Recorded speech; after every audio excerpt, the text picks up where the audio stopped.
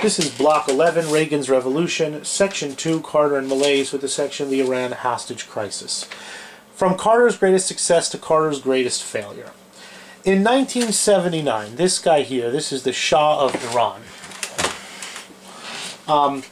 He's a pro-Western kind of dictator type of fellow, was deposed in a coup that was soon dominated by radical Muslims under the leadership of Ayatollah Ruhollah Khomeini. And here's Khomeini here, a radical interpreter of Islamic doctrines who preached a pure Islamic state and hatred for everything American, Israeli, and Western. With Khomeini's urging, on November 4th, a mob of anti-American Islamists stormed the American embassy in Tehran, and here they are as students, mostly, you know, burning American flags, yelling "Death to Carter," "Death to the great Satan," the United States, "Death to the little Satan," Israel. And this is an open provocation that, you know, international law says that embassies are sovereign territory, that, you know, if countries are going to have relationships with each other, they have to, that embassies have to be inviolate.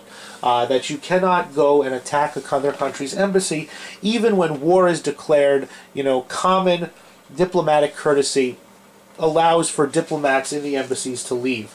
This is an unprecedented violation of diplomatic norms. The Iranian students, it's not the government's encouraging it, but it's not official government forces.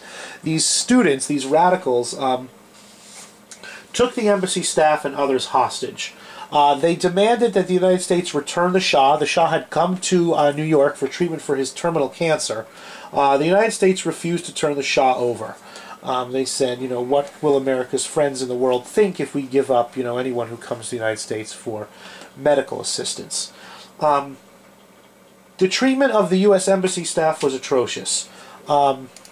They were blindfolded, they were beaten, they were, you know, the Iranians pretended to execute them. You know, they brought them into dark rooms and, you know, fired guns with no bullets, you know, clicked the trigger, you know, against their head. They were really treated very, very poorly.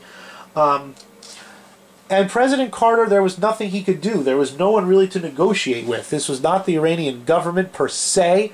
The Iranian government under Khomeini was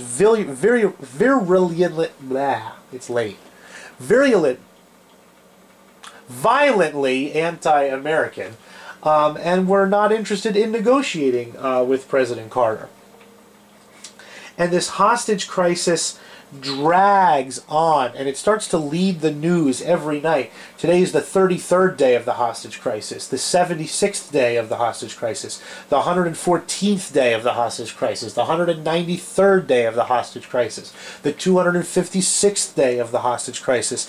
This lasts a very, very long time.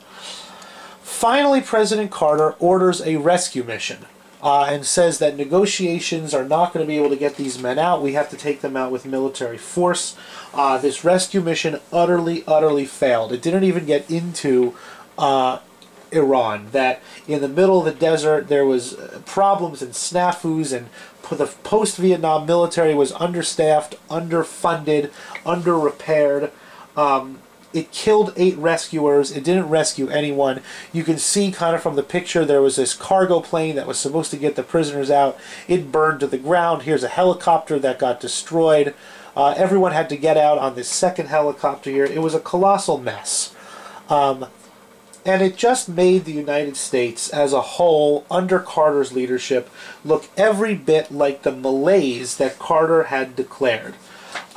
And after the military option had failed, President Carter had no choice but to return to a strategy of negotiation, and then, you know, every night the evening news led. Today marks number 364 of the hostage crisis. Today marks day number 387 of the hostage crisis. And it really seemed that the United States was just a washed-up, powerless paper tiger, you know, flailing around, unable to rescue its own citizens in Iran. The crisis lasts for the rest of Carter's term, and Carter would have faced a tough re-election battle anyway, with the Soviets on the march, with the economy faltering, with the misery index high, but the Iran hostage crisis was the final nail in his coffin. that it really paved the way for Carter's defeat in 1980.